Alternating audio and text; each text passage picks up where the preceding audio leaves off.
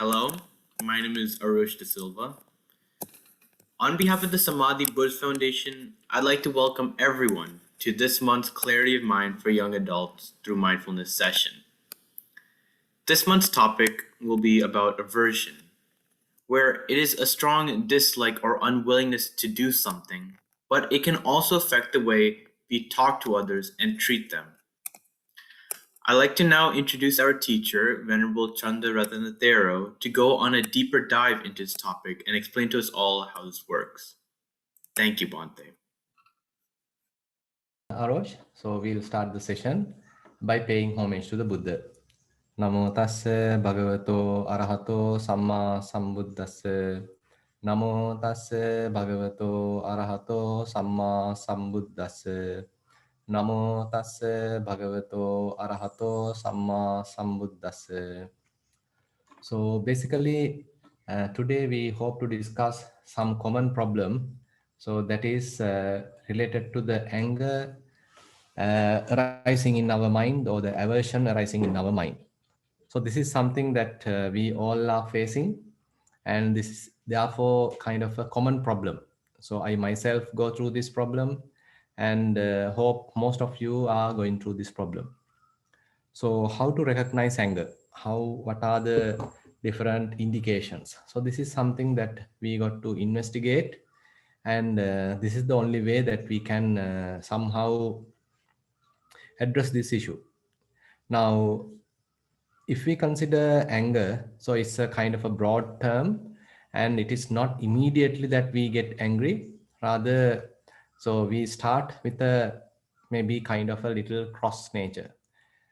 Say, for example, say you are waiting for a bus, but it didn't come on time, or you are in a queue, say at the bank or at any other place, you are in a queue, and your turn is not yet arrived. So there's a little cross arising in your mind. So you feel a little uneasy. So this is a very sort of early stage that we can recognize. There are many reasons how this is going to happen. So we ourselves have to recognize when it is happening. So in a way, we need to be aware of our mind constantly. We have to be guard on our mind. So on such situation, we can actually recognize when we have this kind of a little cross nature in our mind. So the incidents are varying, but the effect of those incidents may be fairly similar. Say you are on the road, and probably you have to obey the traffic rule. You have to obey the say the red light. So you have to stop. So at that time also there's a little resistance arising in our mind, little cross nature arising in our mind. Say you are traveling by say public vehicle, and there's a say a song being telecast, broadcast, and you probably might not write that like that song, but you have no option to stop it. So you have to now go through it, you have to endure it. There may be a little cross nature rising in the mind. So these are certain areas that we can look into. And as meditators, there are many situations, like assume that you want to have a very silent environment in order to meditate. So you expect that. Assume that you sit and you close your eyes. Assume that someone else is talking little far away maybe, and there may be little sounds, little noise available in the far, but it makes you a little irritating. So this is a kind of a cross nature arising in the mind, and this is also a form of anger. So these are the areas that we need to sort of investigate, so that we get a better understanding of what is really going on in the mind. So we have this little, say, cross nature arising in the mind. And assume now we are going to another situation.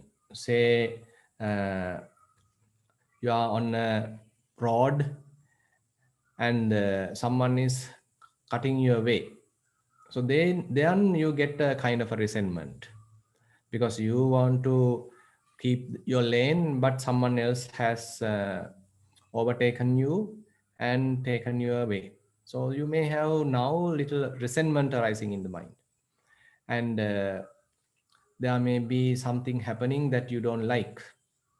Say someone is approaching you, and they are assume that he is not behaving well. He's not sort of showing his face with a smile, or like that, maybe with some uh, bad mood. So you also feel a little bit of resentment because this is the very first person assume that you met in the morning, and you were planning to do a lot of things, and you get a kind of a perception that this is something wrong going on, and I have met this particular person, why it has happened. So like guys, little again resistance arising in our mind, and it may grow to the level of resentment. And say there is something that you can't approve maybe happening at your home. Say some your children, your parents, who neighbors is doing something that you can't approve. So there also there's a kind of a resentment rising in the mind. So, and there are many such situations that you feel sort of resentment that may be little more than that cross nature we discussed little bit before. So now it's a little sort of improved or increased nature happening in the mind, and we may feel it, and we feel that resentment, we feel little irritation, we feel that uneasy feeling in the mind. Now mind is not comfortable, now mind is not at ease, and so therefore this resentment can be actually recognized. Actually, this recognition is the most important part when it comes to the mindfulness.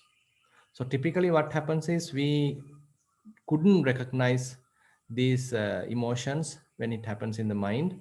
So rather we become victimized to them. We become a slave to those various feelings, and then they grow to the level of an emotion, and then we are driven by that. So that is the issue actually we are facing. But as we become mindful more and more, then we are in a better position to recognize it. So this recognition, this understanding that there is something going on in the mind is one of the key benefit, important facet of the development of mindfulness. Now assume that if we discuss a little bit further, say you are now going through another situation. Say you are in a supermarket, and you are seeking some brand or some sort of a component, and say only one component was there, and just immediately when you are arriving there, someone else is taking it. Now you are so sort of unhappy because you are so in need of that, but unfortunately now it has taken by someone. And assume that someone is even sort of ignoring your words. Say you want to convince someone, you want to advise someone, and you want to tell something, but the other person don't hear about your words, don't like to even obey your words or even value your words, and they simply ignore your words, and they simply behave as they like.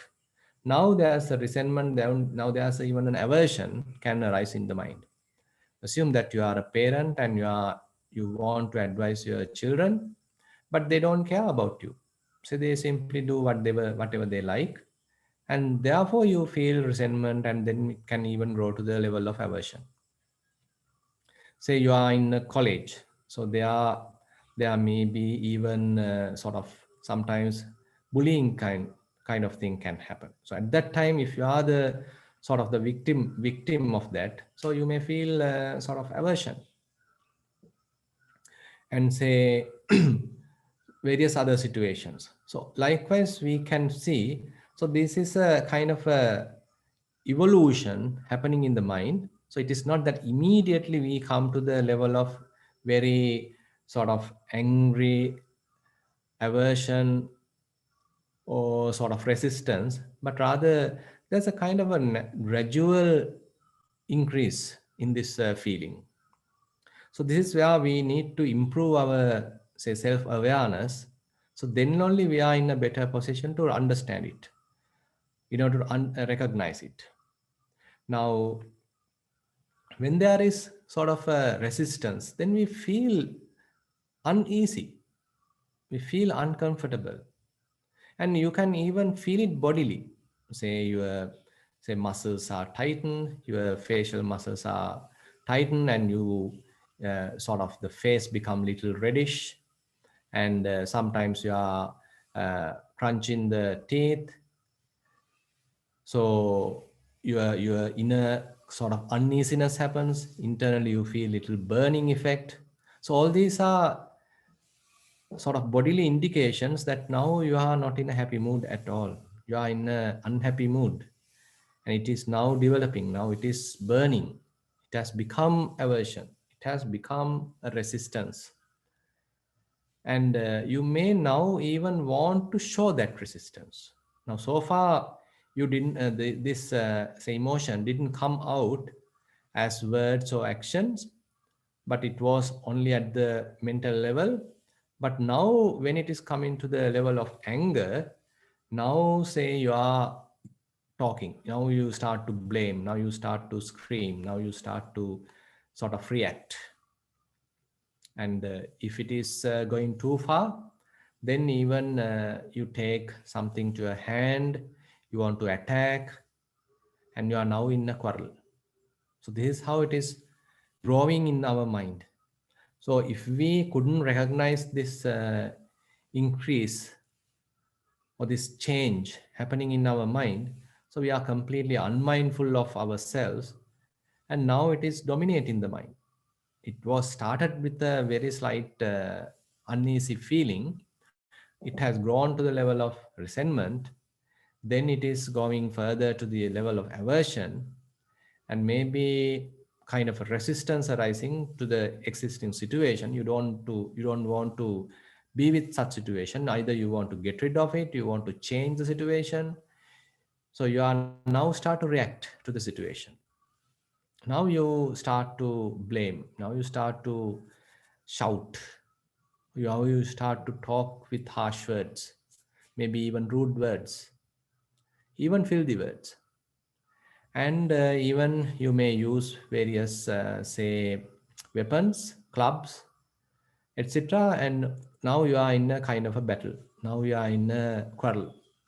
Now this is how it has now grown.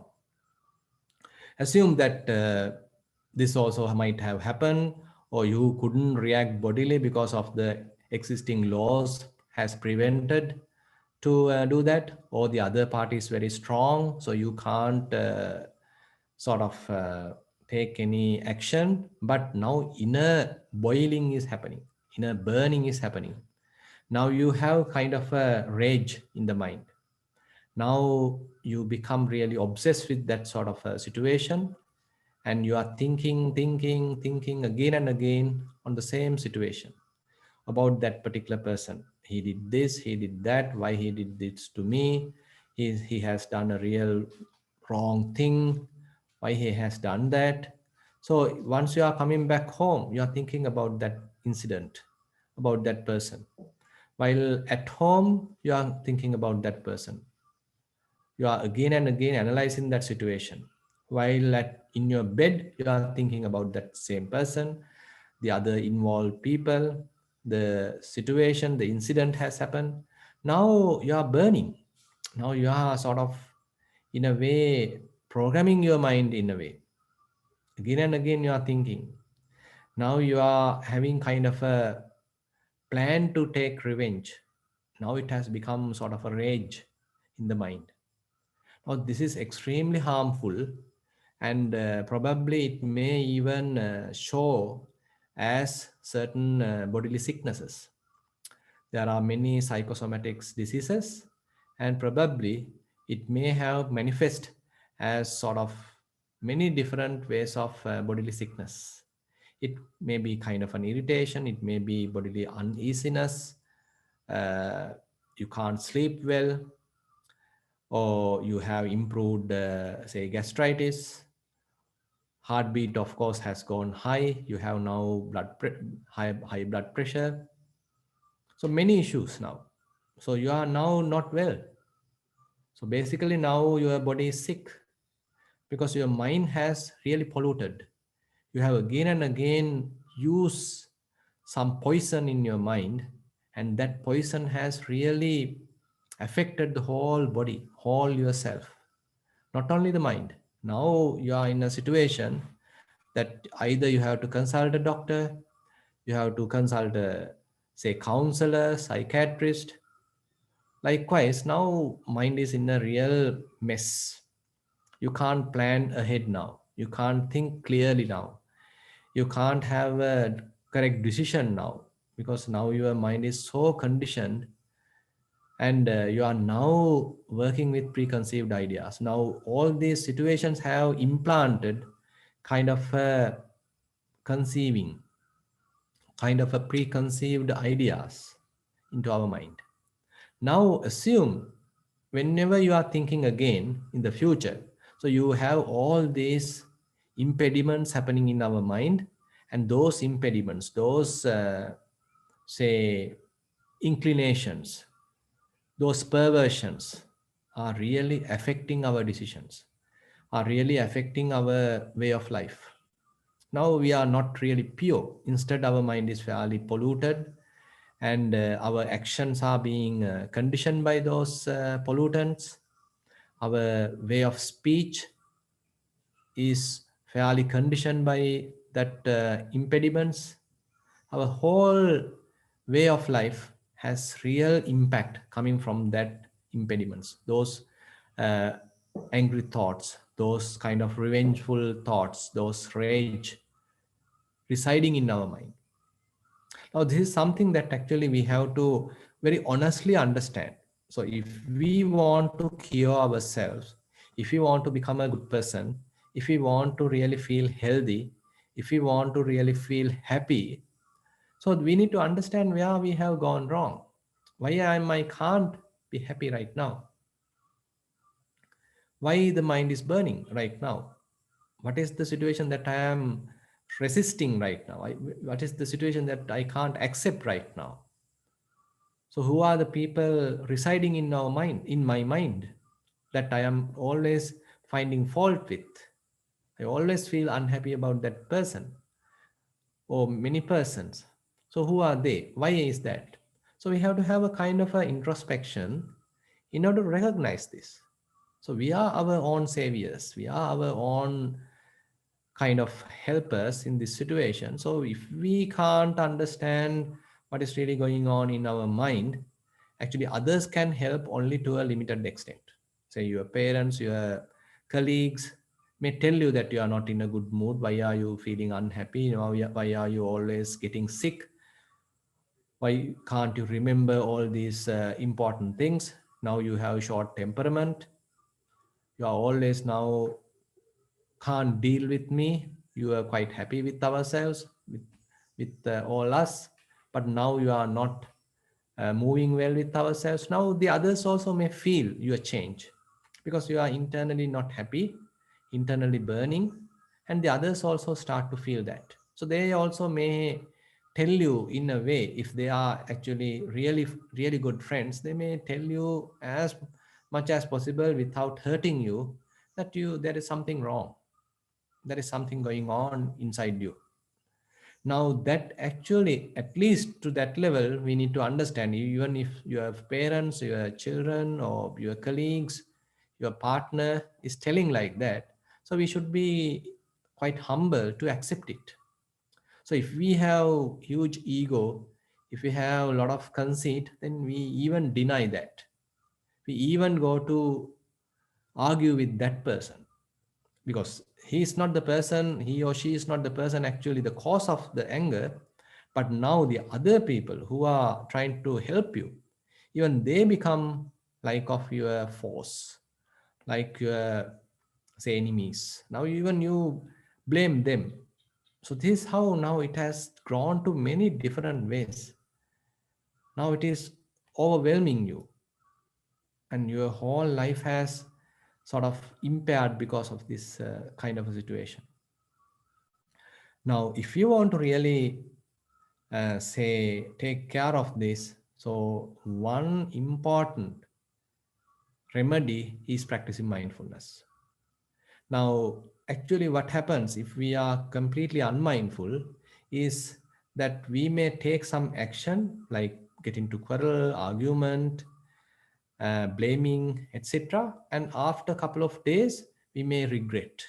So this is something I should not have done, and it has really caused a lot of pain, and many people were hurt, many properties were damaged.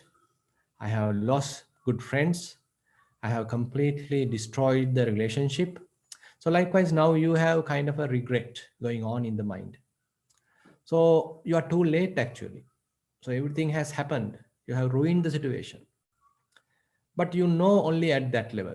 So only when you are regretting, when everything has happened, that you have gone to an argument, you have gone to a quarrel, and after several days, maybe you are regretting.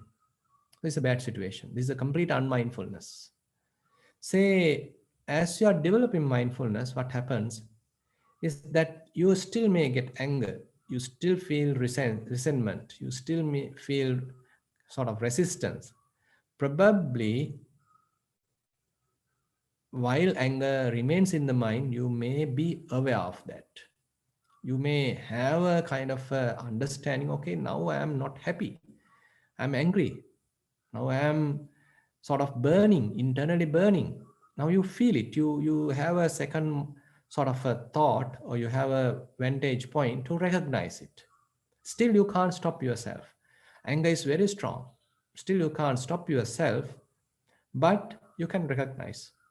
You may still blaming, you may still react, but knowingly, because of the say power of this defilement, you can't stop yourself, you can't apply brakes yet, but at least you know you are not a complete victim of the situation. Rather, maybe to some extent you are aware that you are in a sort of a bad situation, you are in a situation where you can't control your emotion. At least you know that. At least you know that I need to work out. At least you know that I need to heal myself. So you are now in a situation to better understand something is going on, but still I can't control. So I need to improve. So you have some perspective, proper perspective. Assume that you are continuing to develop mindfulness. As you continue to develop mindfulness, what happens is now when anger is there, resentment is there, some resistance is there, now you are internally burning, but you can stop reacting. You can stop getting to quarrel. You can stop arguing. You can stop blaming.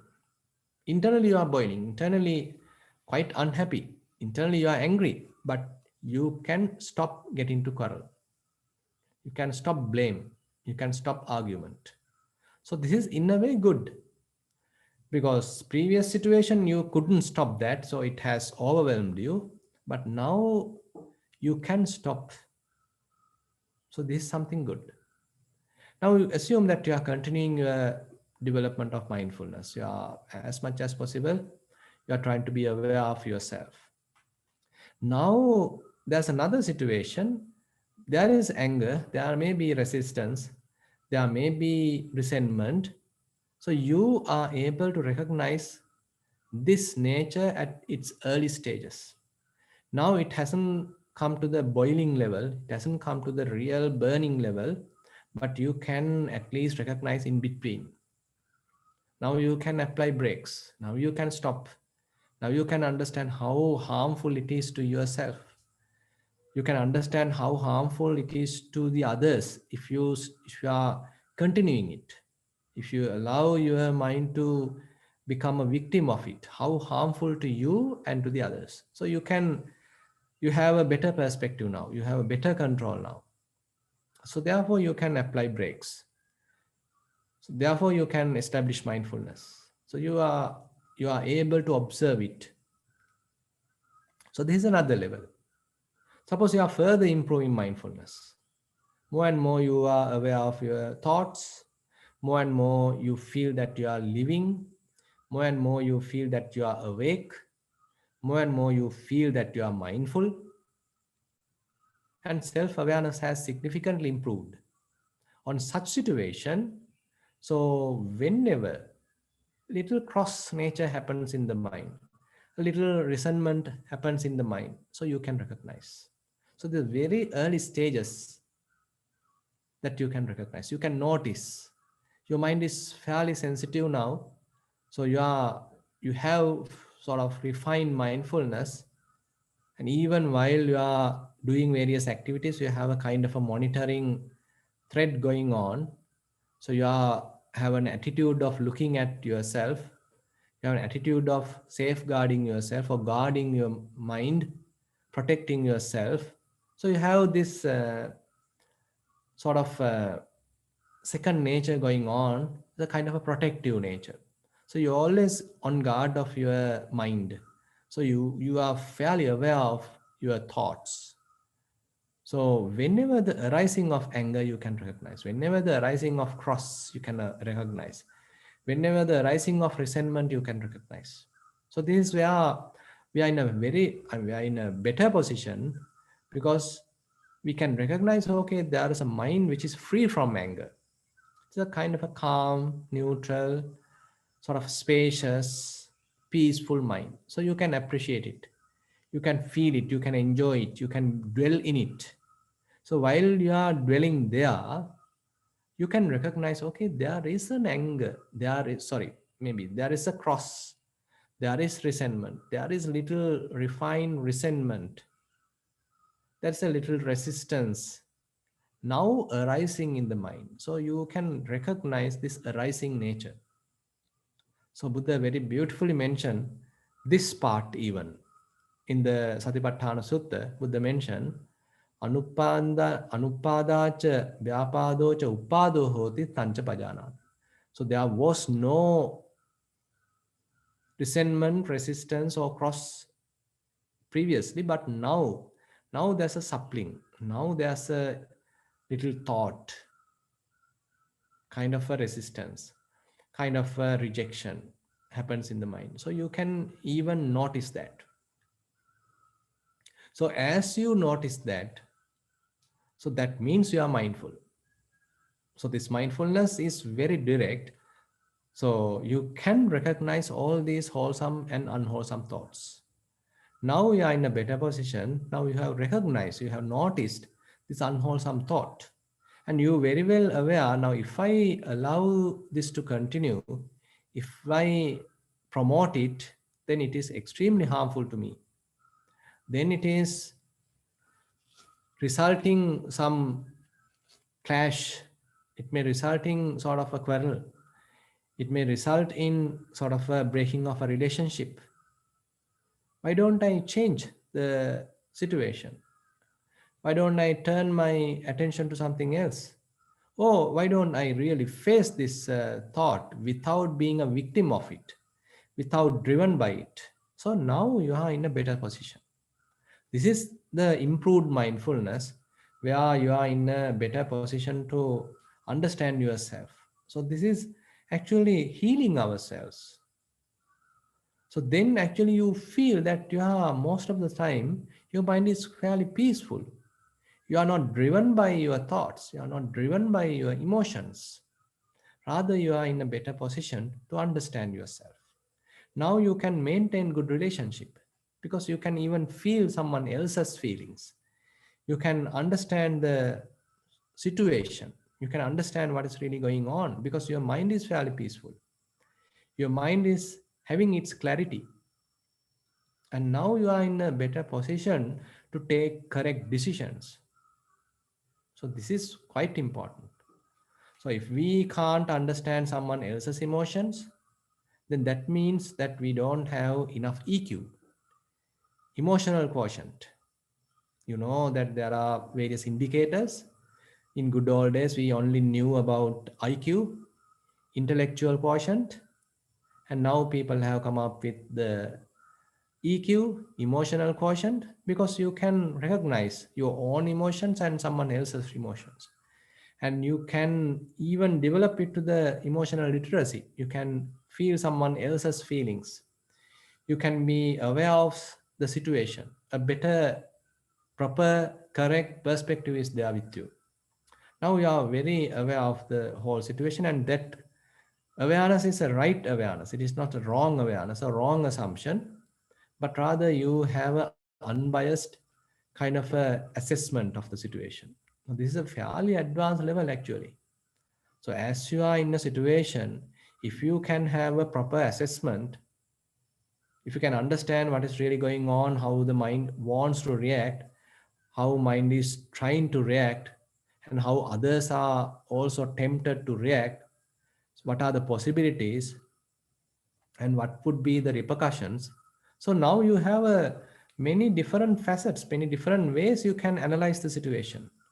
Now you are fairly on guard of the situation.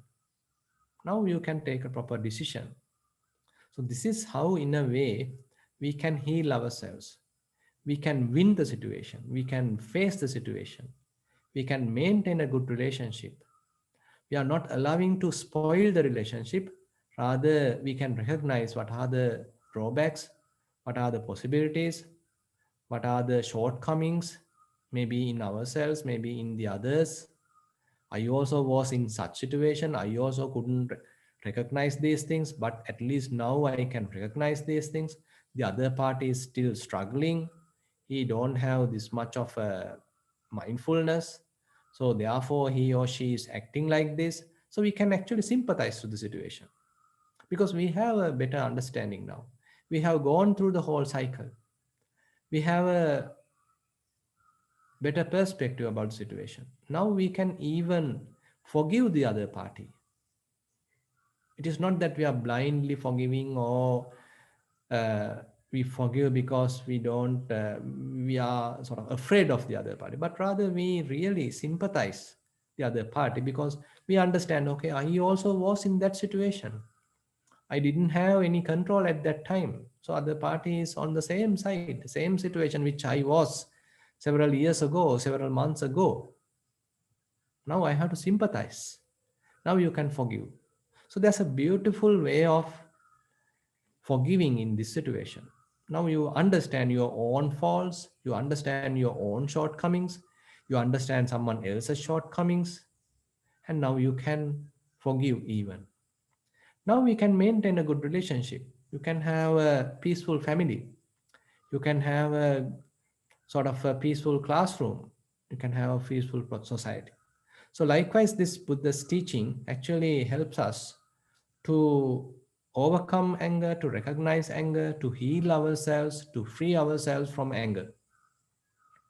And therefore, actually, we can further look into this topic because it's a very interesting topic and as well as very useful topic, because yourself as well as myself, actually, we still sometimes get victimized to this anger.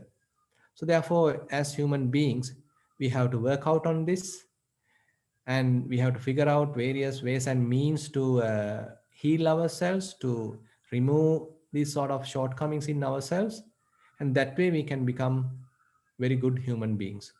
So with that, actually, I like to conclude today's introduction, or the say the sermon, and now we can get on to the next item. So that is actually practicing mindfulness in a sitting session. Now I invite all of you to sit in a comfortable position. So at the end of the session, I like to get some sharing of your experiences. Now you may sit in a comfortable posture. So if any one of you like to switch on your video, you can switch on it so that we can see that all of you are participating, that we all are as a group, a family, a mindful family, that we are meditating. So that's a good situation. So if you like, you can switch on your video. And now say you can adjust your posture. See whether your head is straight, your neck straight, shoulders are in a restful position, your hands are resting, your whole body feeling comfortable.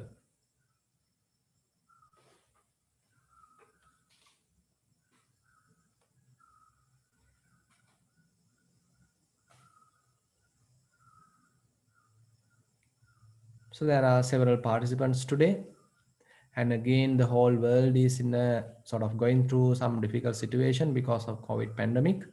So let's have a few thoughts of loving kindness. So we can spread metta, loving kindness, towards ourselves. May I be happy. May I free from anger. May I free from aversion. May I free from all the suffering. May I live in a comfortable life, a healthy life. May all the beings may live comfortably, free from aversion, free from anger. May they all be healthy. May they all be happy. May all beings be well and happy. Let's spend a couple of minutes spreading metta to ourselves and to the whole world.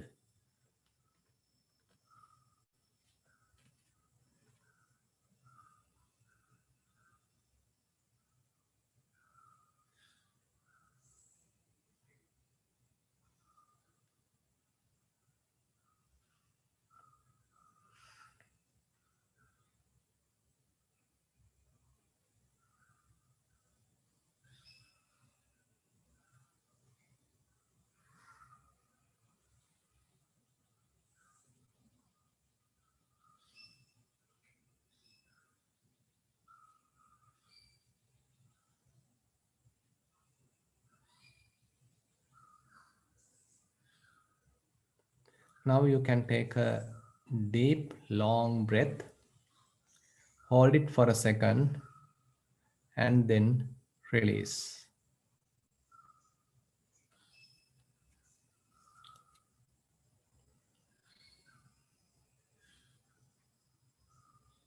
Again, you can take a deep breath, hold it for a second, and then release.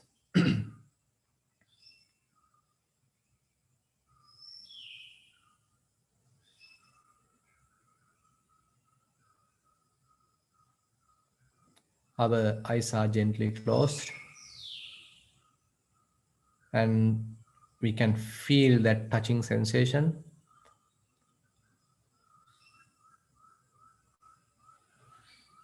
Head straight, and lips are gently touching.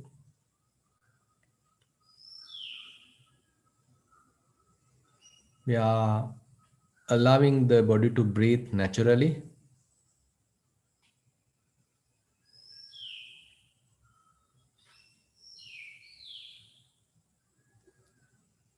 We are not crunching teeth. Jaws are not tightly coupled. Tongue at a restful position, maybe at its root.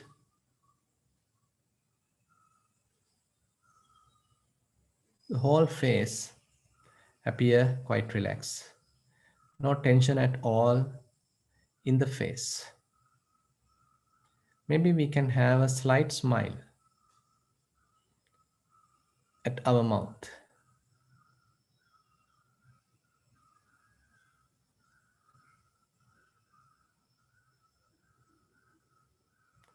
Neck straight but not tight. Shoulders are in a very restful position. We are not effortfully holding them. Arms are resting, maybe on your lap, maybe on the desk. There is no tension. Upper half of the body feeling quite relaxed.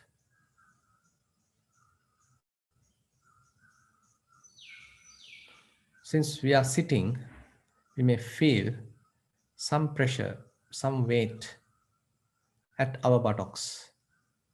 See whether you can recognize those feelings. Some kind of a stiffness, some pressure, hardness, feeling at your buttocks.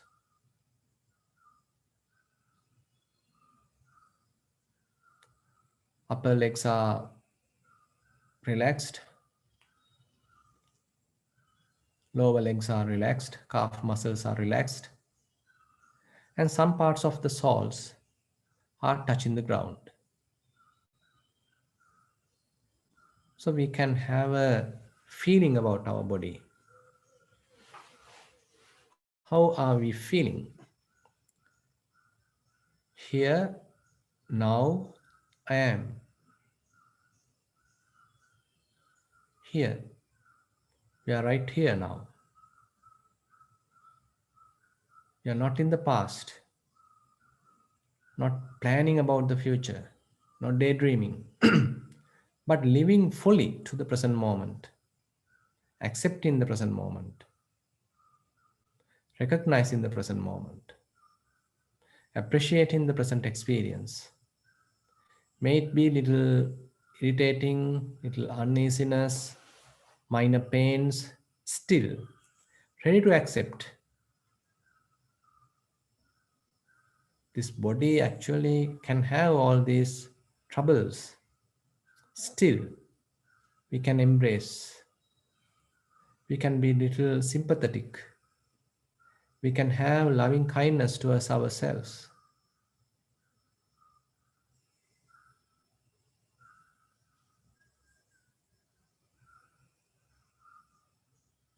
We can have self-compassion. There may be little faults, but still we can forgive ourselves. We are trying to be good.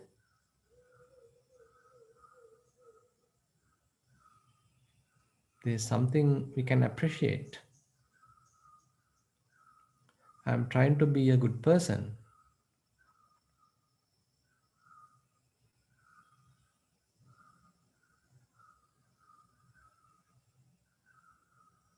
Now, as we keep our attention closer to the nostril, we can recognize the in-breath. We can recognize the out-breath. It's a gentle recognition. You are not forcefully, effortfully recognizing, but rather gently. You keep your attention closer to the nostril. And then you are being mindful about the incoming airflow, in breath, then the outgoing airflow, out breath. It's a gentle recognition. You embrace the incoming in breath. You embrace the out breath, feeling relaxed.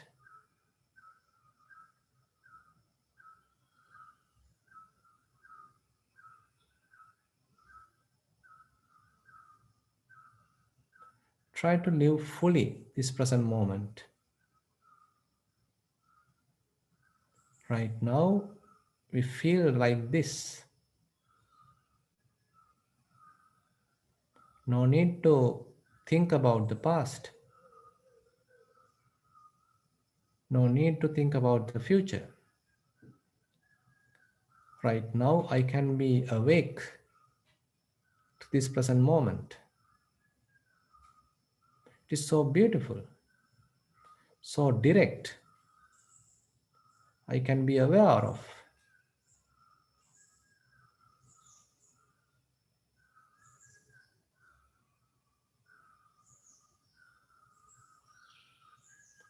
I don't need to think again and again of something has happened.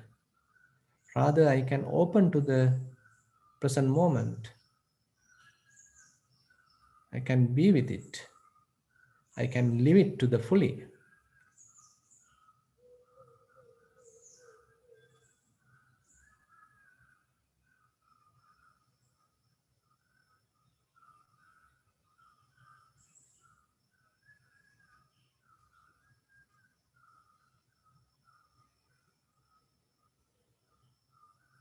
You can take a deep breath, hold it for a second, and then release.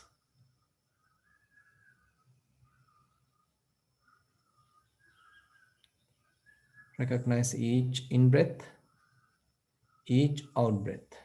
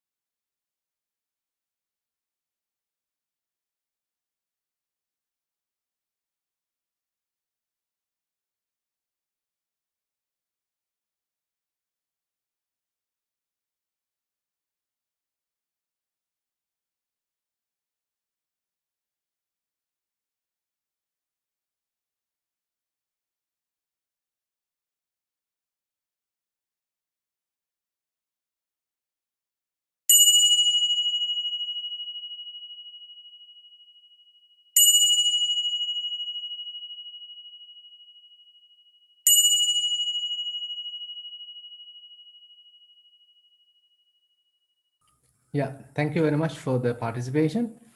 So, anyone like to share your experience?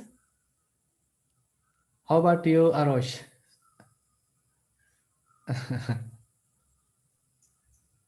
So my experience with the guided sitting is that I kept on getting distracted by the aversion talk that you gave before, and my mind kept on drifting away from my breathing, and I always had to bring it back. But then eventually, like within maybe about a minute or two, I would go back to thinking about the aversion talk, and it was like a keep on like a going back and forth, and that was pretty much my experience. So, I can see Savitu is there.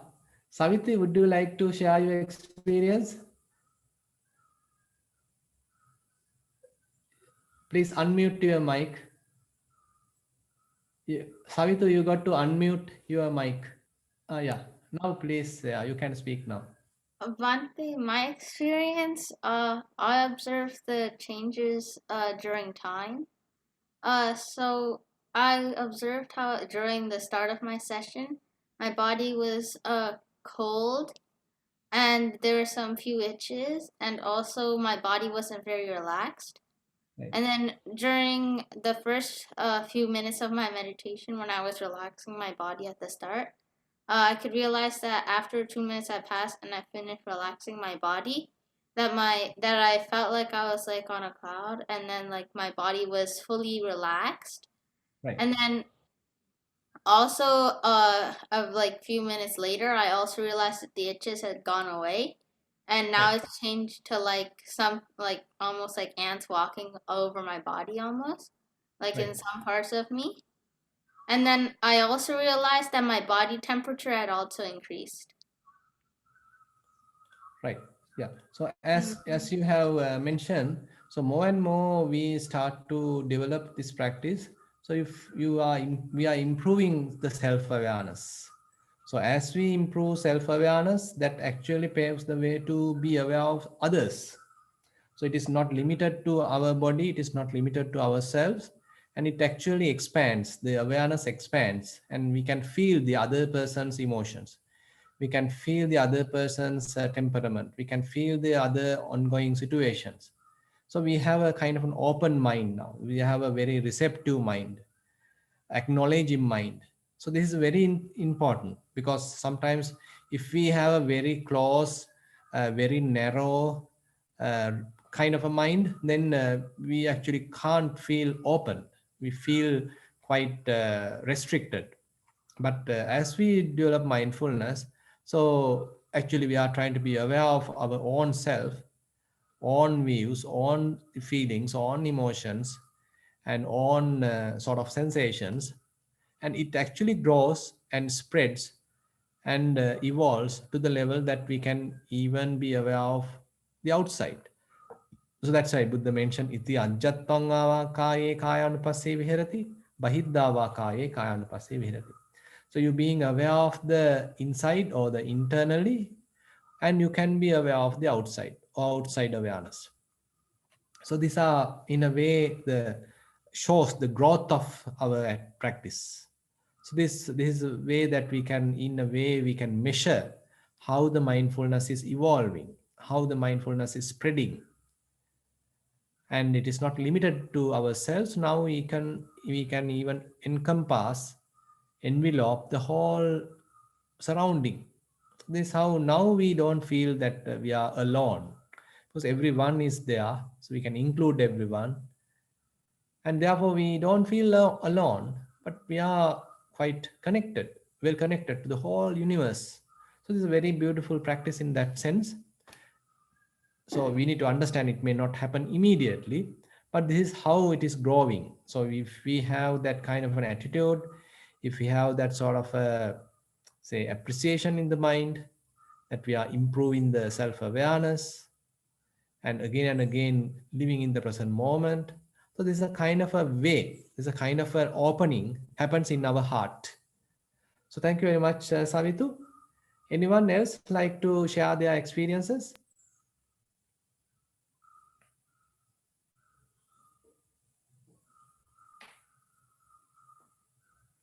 Yeah, the audience is maybe a little shy. I don't know why. Okay, maybe, yeah, Savitu, you are maybe, if you like to share more, you can continue. You are muted, by the way.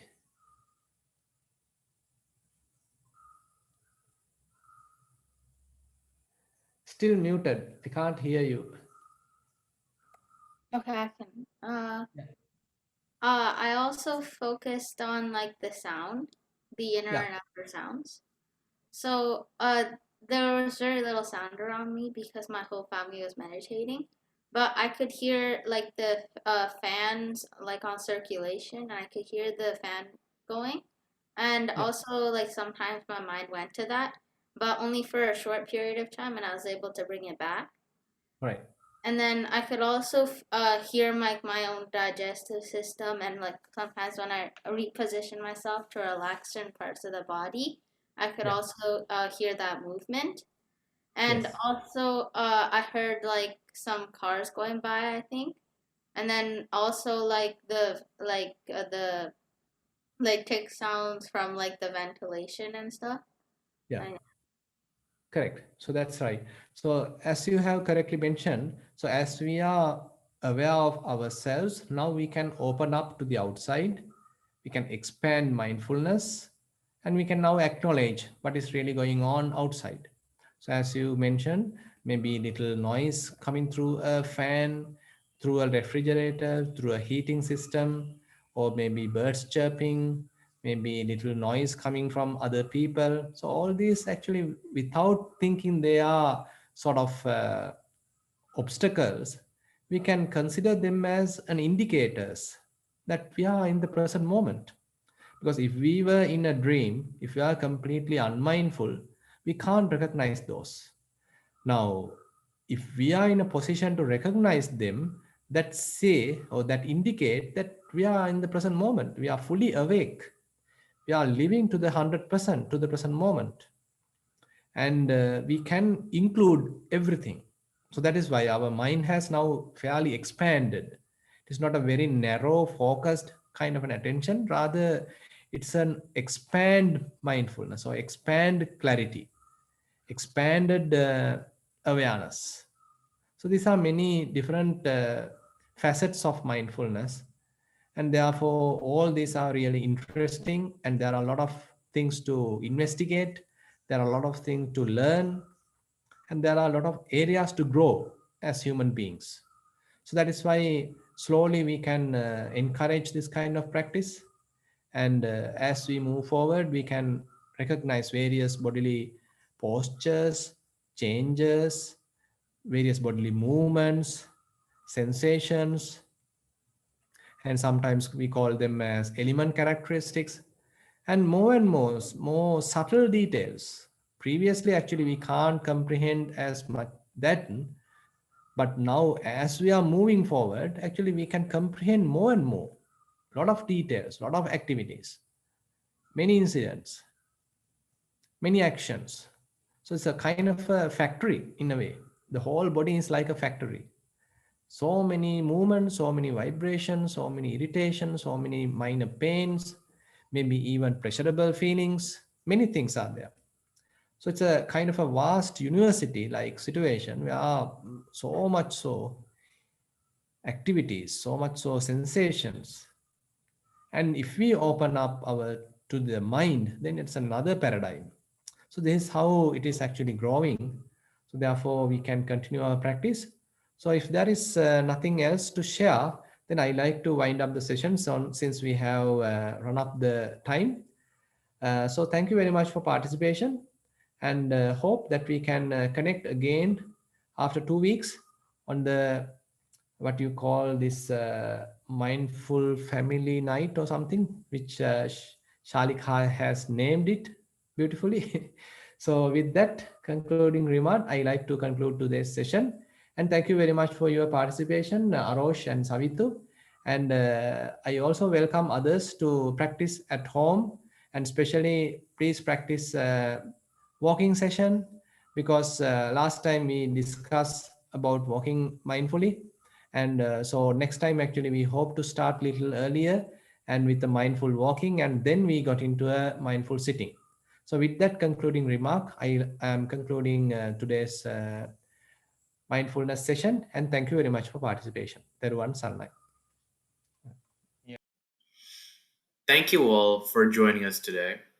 I hope you learned about tackling my aversion mindfully, and whenever it comes up into your life, whether like today, tomorrow, in a month, I hope you still learn these lessons and apply it forward. I'd also like to thank Bante for sharing us his insight into this topic. Also, I hope to see you all in about 2 weeks on May 14th at 9 p.m. Eastern Standard Time for our next Spiritual Family Night. Again, thank you all for joining and have a wonderful weekend. Thank you.